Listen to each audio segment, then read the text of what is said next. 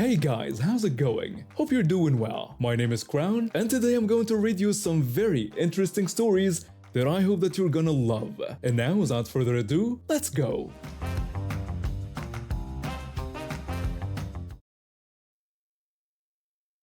I do not know what it is about me. Is it just auras? Is it the way I present myself? Or is it just the way I look? You may be wondering why I'm asking these questions. Apparently, I am a magnet for entitled women in the wild and at my place of work. Due to my life as a graveyard shift employee at a hotel, my mornings are usually spent shopping for supplies to keep my aging 38-year-old butt from going insane and hungry. 2 months ago, I had what we in the hospitality business call a typical night. We never use the word quiet because it jinxes everything. No major issues. Everybody checked in with no hiccups. Essentially, an average normal night. In the morning, I decided to go to my local bullseye store for supplies. Unfortunately, my usual wall of marts was out of the supplies I needed. When I entered the grocery section, I got my necessary items with hardly any issues. I then turned towards the men's clothes section to pick up some needed garments. While I was searching for the right size, I felt a jab in my shoulder. I turned and saw a woman in her mid-50s, blonde hair, crossed necklace, in mid-90s fashion. I thought, oh God, not again. The woman demanded my help, saying that a man of my stature could assist her in this place. I politely explained that I didn't work there, but she wouldn't listen. She told me not to give her lip and to just do what I was hired for. When I tried to explain again, she grabbed my shirt and ordered me to be a good manager and help her. I noticed an old friend working in the jewelry section sat between me and the women's section.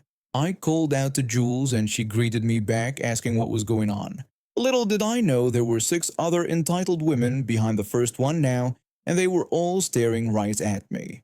Almost as if they all wanted to talk to me and thought that I'm a manager there. Why? My normal work shirt is blue, but it was being washed, and I had gone to work wearing a deep red button-down shirt, darker than the usual bullseye red, but a very noticeable different shade of red. I smiled at Jules and decided on a genius plan.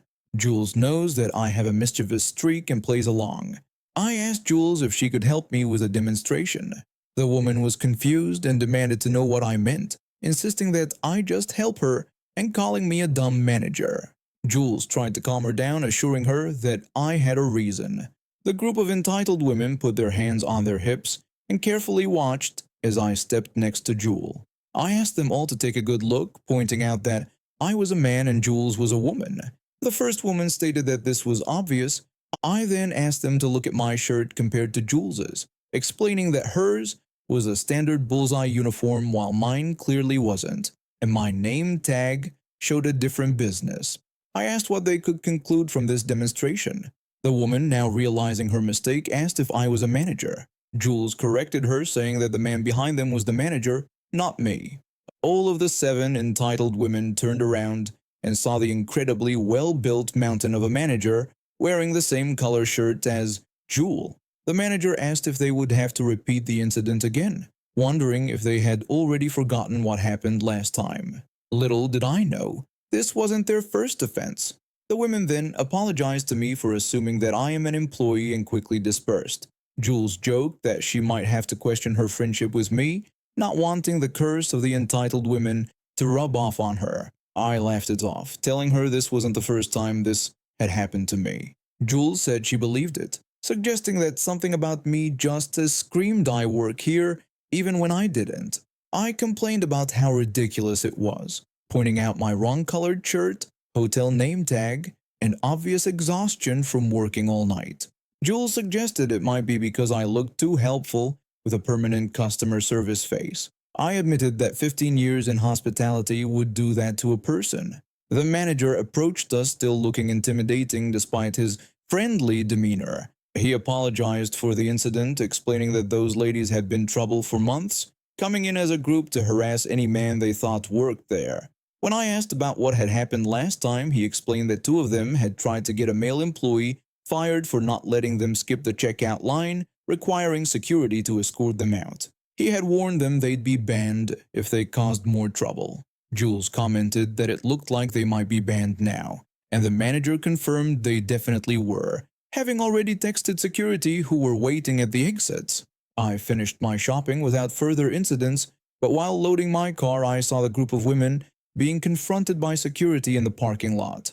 They were gesturing wildly and pointing toward the store, clearly trying to spin a tale about being mistreated. One of them spotted me and pointed in my direction. I quickly waved to the security guard and silently mouthed that I didn't work there while pointing to my hotel name tag. The guard nodded and turned back to the women with renewed skepticism. When I drove away, I saw the manager handing what appeared to be trespass notices to each woman. It seems their days of harassing retail workers at this particular bullseye store were finally over. Still, I wondered why I was such a magnet for these types. Maybe it was my customer service face, as Jules suggested, or maybe I just had bad luck. Either way, I hope my next shopping trip would be entitled Women Free, though somehow I doubted it. After all, they always seemed to find me, no matter where I went. I'm a senior cloud engineer working for a tech company in the Netherlands. The working culture here is completely different from what you might see in places like the United States.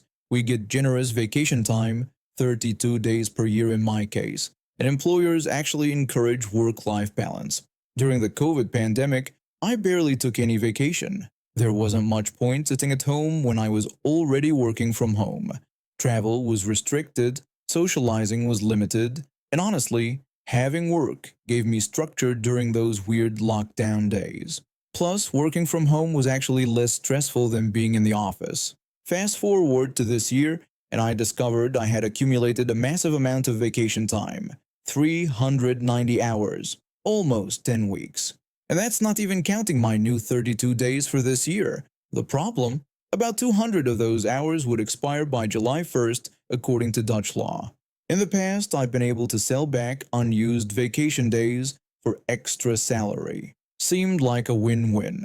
The company wouldn't lose my productivity, and I'd get compensated for time I couldn't realistically take off. So I contacted Human Resources. Human Resources told me I needed to speak with my manager about selling my vacation hours. I emailed my manager explaining the situation, that I had 10 weeks of vacation built up, with 5 weeks set to expire soon. My manager responded that he would have to check with the CEO about my request. A few days later, I got a message directly from the CEO. The message explained that they care deeply about work-life balance and mental health, and that they encourage employees to use their vacation time rather than selling it back. The CEO emphasized that taking time off is important. I tried explaining again. I told the CEO that I understood the company's stance on work-life balance and appreciated it. I explained that this was an unusual situation due to COVID. I mentioned my already planned travel for 2 weeks, plus a long weekend trip, but pointed out that I still had 3 more weeks that would expire. I emphasized that it wasn't practical for me to take all this time off before July. The CEO simply replied that they believed it was good for me to take some days off and go on holiday, adding that my mental health mattered to them. It was clear they weren't listening to the scale of the problem. 5 weeks of mandatory vacation in the next few months while still doing my job properly? Impossible. So I decided to comply with their wishes maliciously. I scheduled a meeting with my line manager and the account manager who handled our biggest client, the one I was assigned to as their senior cloud engineer. In the meeting, I told them that I would be taking every Friday off from now until July. The account manager asked why I would be taking every Friday off.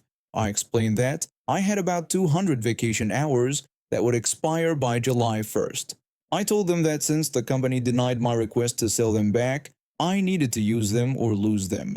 I mentioned my already planned 3 weeks of actual vacation time, but pointed out that still left me with several weeks to use up. My line manager questioned whether I had considered the impact this would have on our client. I responded that this was exactly why I called the meeting. I explained that as a diligent employee, I wanted to discuss who should inform the client about this 20% reduction in my capacity. I suggested that one of them would probably want to handle this conversation since there's such an important account. I could see them exchanging looks as the reality sank in.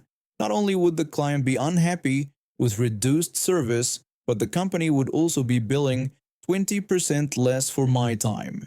The account manager asked how many days exactly I had accumulated. I pulled up the system that showed my vacation balance. The account manager acknowledged what he saw and suggested that they could just pay out all my vacation days from 2022 and before. He explained that would clear the backlog and prevent this situation from happening again. The line manager agreed that this sounded reasonable and asked if that would work for me. I responded that it would be perfect, actually. Just like that, they approved paying out not just the 5 weeks I had originally requested, but all 10 weeks of my accumulated vacation time. I received an extra 2.5 months of salary, and I still have all my 32 vacation days for this year to use for actual relaxation. After graduation, my best friend from undergrad and I were looking for a place to rent in New Orleans. We found this awesome house and decided we needed a third roommate to make it work financially. My friend knew someone through his social circle who needed a place too. I didn't know her super well, but she seemed chill and responsible. For the first few months, everything was perfect. We all had our own lives and schedules, but when we did hang out, it was really fun. We cooked dinner together sometimes, have movie nights, or just chat over beers on the porch. My roommate and I both had steady jobs, and our female roommate worked at a local restaurant. We split expenses evenly, kept the place reasonably clean, and respected each other's space. Honestly, it was the dream roommate situation. Then she started dating this guy. From the moment I met him, something felt off. He was short in stature but had this massive chip on his shoulder about it. Always trying to prove himself, always talking himself up. At first, he was just annoying but harmless. About a month into our lease, she came to us with a problem. Her boyfriend had been evicted from his apartment. She asked if he could stay with us just for a couple weeks while he found a new place. My roommate and I discussed it privately. My roommate asked me what I thought about the situation. I replied that it seemed fine since it would only be temporary and she had been a good roommate so far. My roommate agreed, saying it should be okay as long as the boyfriend was actively looking for his own place. We told her it was okay, and her boyfriend moved in the next day. That's when everything started to fall apart. Within days of moving in, her boyfriend lost his job. Then we found out he'd been dishonorably discharged from the military, something she had conveniently failed to mention. He spent most days sleeping until noon, then going out to gamble away what little money he had. And the drinking? My God, the drinking. Now this was New Orleans, so we all enjoyed our fair share of alcohol. But this guy was on another level. When he drank, he became a monster. One night around 3 a.m. I woke up to screaming. Her boyfriend was yelling loudly, calling her a stupid person and accusing her of doing something behind his back. She begged him to stop shouting because he would wake everyone up. He responded with vulgar language, saying he didn't care about her roommates at all. This became a regular occurrence. My roommate and I would exchange exhausted looks over breakfast while she pretended everything was fine. Then things got worse. My boyfriend at the time came over for dinner one night. Her boyfriend, already drunk by 6 p.m., took one look at him and started muttering racial slurs, just loud enough for us to hear. I confronted him about what he had said. He denied saying anything, claiming he was just talking to himself. My boyfriend suggested we should eat somewhere else, but I refused to leave, saying it was my house too. The next week, my roommate's gaming system was mysteriously broken after her boyfriend had been using it. When confronted, he denied everything. Her boyfriend claimed the system was already broken and blamed my roommate for buying cheap equipment. My roommate insisted it had been working perfectly fine the day before her boyfriend used it.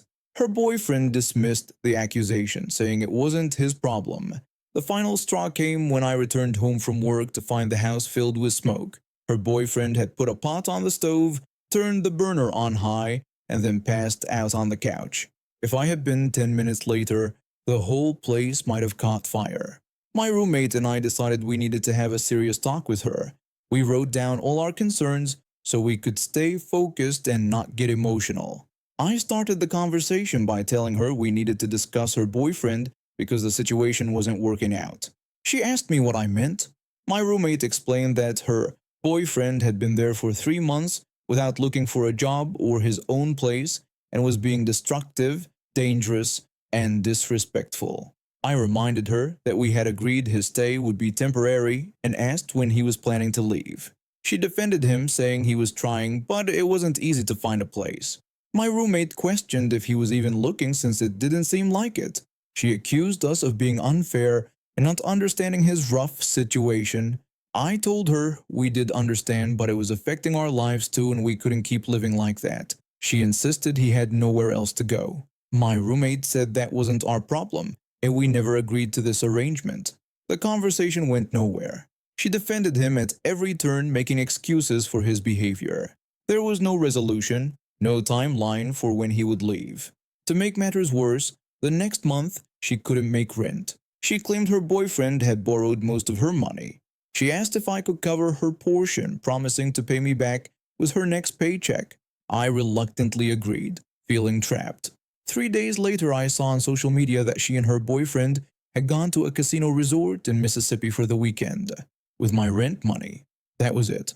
I've been working 2 full-time jobs to save up money, and with the 2008 housing market crash, prices were lower than usual. I decided to buy my own place. I told my roommate about my plan and he was completely on board to move with me. We also told our landlady, who understood completely after dealing with noise complaints about our roommates. The day we closed on the house happened to coincide with another of their gambling trips. It was a perfect opportunity. I called about 15 friends, including one who owned a massive truck with a flatbed trailer. My friend with the truck asked if we were really going through with this plan. I confirmed we absolutely were, since they would be gone all day. Another friend asked about their personal belongings. I explained we wouldn't touch anything in their room, but everything else in the house belonged to either me or my roommate. Within 4 hours, we had moved everything. All the furniture, all the kitchen supplies, the TV, even the shower curtain and toilet paper. We left nothing but an empty house with one furnished bedroom. We switched all the utilities to my new address, paid our share of the remaining lease to the landlady, and left a note on their bedroom door explaining that we had moved out. When they returned that night, they walked into a completely empty house. My roommate and I were already settled into our new place when my phone started blowing up. She texted me in all caps, demanding to know what I had done. I replied that we had moved out and everything we took belonged to us. She responded that we couldn't just leave them there with nothing. I explained that we actually could, since we had paid our share of the rent through the end of the lease, and what they did now was up to them. Her boyfriend threatened to call the police, claiming what we did was illegal. I told him to go ahead because nothing we took belonged to him. I blocked their numbers after that. We never saw or heard from them again, and it was the most satisfying ending possible to a nightmare living situation. This happened 10 years ago. My name for this story is Larissa, though that's not my real name. I used to work for a money exchange company in the city center. Our building had 4 floors and often hosted training sessions. We had plenty of company-branded mugs for visitors, while permanent staff had personal mugs. People kept using my personal mug despite the company mugs being available. This drove me crazy since I hate sharing my mug with people I don't know well. I have no idea about their hygiene habits, and it triggers my inner germaphobe. Once, when I caught a visitor using my cup, they just shrugged and said it was clean and available, so they used it. I complained about this to my friend so much that for my birthday, she made me a one-of-a-kind mug. I brought it to work thinking no one would mistake it as public property. The antagonist of our story was a blonde, cocky jerk who always had to be the loudest in the room. He constantly bragged about being detail-oriented. One day, I found him in the staff room. Later, when I returned, I noticed he was using my mug despite there being about 30 company mugs available. The staff room had about 10 people in it, including him and me. I asked if all company mugs were being used. He said no. When I asked why he was using a personal mug, he claimed it was the first one he grabbed. I told him to use a company mug instead, and explained these were our personal mugs from home. He argued that since they were in company cupboards, he didn't see the issue. I tried again, explaining we had company logo mugs for a reason. He took a sip from my mug with a cocky grin and said he didn't see the problem since it wasn't like the mug had my name on it. I told him that it actually did have my name on it and pointed to Larissa written in huge red letters. A colleague started laughing knowing the backstory. His face went tomato red with embarrassment. I remarked that I was surprised he missed it, given how detail-oriented he claimed to be, and asked him to pour his drink into another mug. He poured his drink and left the room faster than I'd ever seen anyone move. Later, everyone in the company found out. People joked about hiding their stuff from him, as I discovered he did this everywhere, using people's mugs and claiming it was an accident. From then on, he only used company mugs, though people always found ways to remind him of the incident. I never had my mug borrowed again, and several colleagues got personalized mugs after seeing how effective mine was at keeping entitled people away. And now we have reached the end of today's stories. Thank you for watching, and see you next time.